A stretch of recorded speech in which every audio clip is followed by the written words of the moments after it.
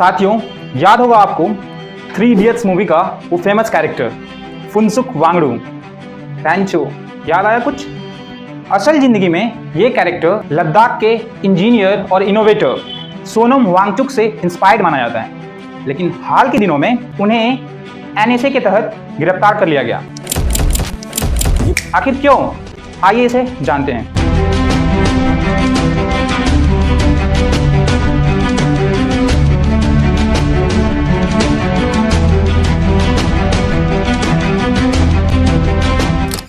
नमस्कार, मैं हूं हिमांशु कुमार। सबसे पहले जानते हैं कि सोनम वांगचुक है कौन। जैसे कि मैंने आपको बताया, वो लद्दाख से आते हैं। दुनिया भर में अपने इनोवेशन और इन्वेंशन से काफ़ी लोकप्रिय हुए हैं। आपने तो आइस स्तूपा के बारे में सुना ही होगा, जो आर्टिफिशियल ग्लेशियर बनाने की एक ऐसी टेक्निक है जिसका इस्तेमाल लद्दाख जैसे शुष्क प्रदेशों में गर्मी के समय पानी की समस्या को दूर करने के लिए काफ़ी महत्वपूर्ण खोज के रूप में माना गया। सोनम वांगचुक एक संस्था भी चलाते हैं, एक स्कूल जैसा कि आपने मूवी में देखा होगा फुनसुक वांगडू के स्कूल, जहाँ पे वो बच्चों को प्रैक्टिकल और रियल लाइफ बेस्ड लर्निंग सिखाते हैं, ना कि रोट लर्निंग से किताबी कीड़ा बनाते हैं। इसके अलावा solar heated eco friendly buildings और सस्टेनेबल एग्रीकल्चर में भी वांगचुक का बहुत बड़ा योगदान है। इन्हीं सब वजहों से 2018 में विश्व प्रसिद्ध रेमन मैग्सेसे अवार्ड से भी उन्हें सम्मानित किया जाता है। साथ ही भारत सरकार ने कई बार उनके कामों को लेकर के उनकी सराहना की है। वे लोगों के लिए इंस्पिरेशन हैं। अनेक अखबारों ने उनको रियल लाइफ फुनसुक वांगडू कहा है। लेकिन आखिर क्या हो गया कि उन्हें गिरफ्तार कर लिया जाता है? तो आपको बता दें, इन्हीं के नेतृत्व में पिछले कुछ वर्षों से लद्दाख को भारतीय संविधान के 6th शेड्यूल में डालने और लद्दाख को एक राज्य का दर्जा देने के लिए लगातार आंदोलन हो रही है। 6th शेड्यूल भारतीय संविधान की वो सूची है जहाँ पे अभी तक 4 राज्यों के ट्राइबल एरियाज को ही इंक्लूड किया गया है। उसमें असम, मेघालय, मिजोरम और त्रिपुरा। वैसे लद्दाख की 96% पॉपुलेशन भी ट्राइबल्स हैं। यह आंदोलन चल ही रहा था कि 24 सितंबर को प्रदर्शन अचानक उग्र हो गया। प्रदर्शनकारी और सुरक्षा बलों के बीच झड़प हुई। इसमें कई लोगों की जानें चली गई, कई लोग घायल हो गए। इसको लेकर के लद्दाख के लेह क्षेत्र में कर्फ्यू लगा दिया गया, इंटरनेट सेवा बंद कर दी गई और फिर करीब 2 बजे 26 सितंबर को सोनम वांगचुक को भी नेशनल सिक्योरिटी एक्ट के तहत गिरफ्तार कर लिया गया तथा उनके एनजीओ और उनकी संस्था को विदेशों से आने वाली फंडिंग का लाइसेंस भी रद्द कर दिया गया।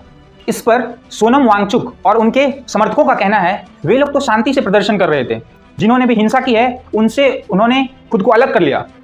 और उनका ये तर्क है कि सरकार बिजनेस लॉबियों के माध्यम से राजनीतिक दमन और आलोचनाओं को चुप कराने की कोशिश कर रही है। वहीं दूसरी ओर सरकार और लद्दाख पुलिस के डायरेक्टर जनरल का कहना है कि सोनम वांगचुक ने वीडियो तथा भाषणों के माध्यम से लोगों को भड़काया।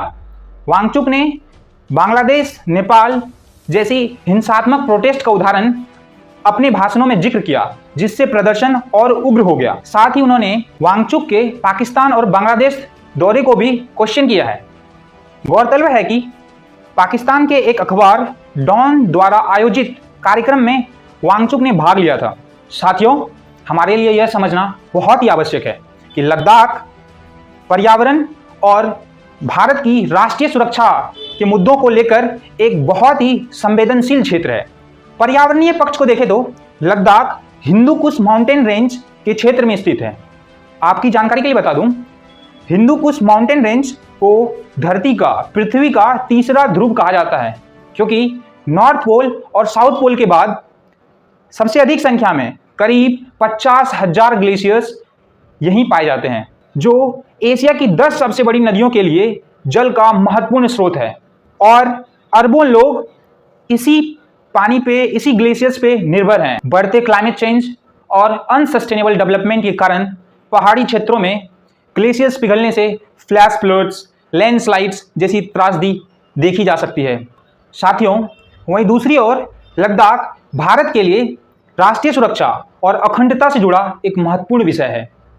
लद्दाख पाकिस्तान और चाइना दोनों के साथ सीमाएं साझा करता है।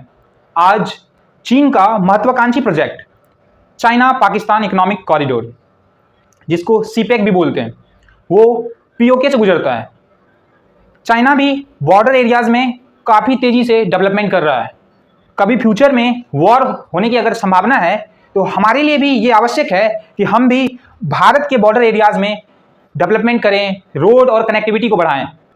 5 अगस्त 2019 को भारतीय संसद से अधिनियम पास होने के बाद तत्कालिक जम्मू और कश्मीर राज्य को विभाजित कर लद्दाख और जम्मू और कश्मीर 2 केंद्र शासित प्रदेशों में बांट दिया गया। जहां तक लद्दाख का शेड्यूल 6 में इंक्लूजन का सवाल है, उसमें इंक्लूड होने वाले एरियाज के खुद ऑटोनोमस डिस्ट्रिक्ट काउंसिल बनाए जाते हैं, जहां पे खुद से वहां के लोग शासन व्यवस्था चलाते हैं, चाहे वो आर्थिक हो या प्रशासनिक हो गया या जुडिशियल, हर एक टाइप का शासन प्रशासन वहां के लोगों के हाथों में सौंप दिया जाता है। जैसे कि पहले आपसे चर्चा किया कि लद्दाख भारत की राष्ट्रीय सुरक्षा को लेकर के कितना महत्वपूर्ण विषय है। 6th शेड्यूल में इंक्लूड करने से लद्दाख के शासन प्रशासन में विदेशी ताकतों का इंटरफेरेंस और इन्फ्लुएंस बढ़ सकता है। इससे कहीं ना कहीं निश्चित रूप से भारत की अखंडता को खतरा हो सकता है। इसलिए आज ये आवश्यक है कि एक ऐसा समाधान बातचीत के माध्यम से निकाला जाए जिसमें राष्ट्रीय हित तथा पर्यावरण दोनों विषयों पर विचार किया गया हो। अब आप सभी के सामने ये सवाल है कि सोनम वांगचुक की गिरफ्तारी राष्ट्रीय सुरक्षा के लिए जरूरी था या फिर आवाज दबाने का एक तरीका, और आपकी राय क्या है कमेंट सेक्शन में जरूर बताएं। वीडियो को लाइक कीजिए, ज़्यादा से ज़्यादा शेयर कीजिए और चैनल पर पहली बार आए हैं तो सब्सक्राइब कीजिए। धन्यवाद।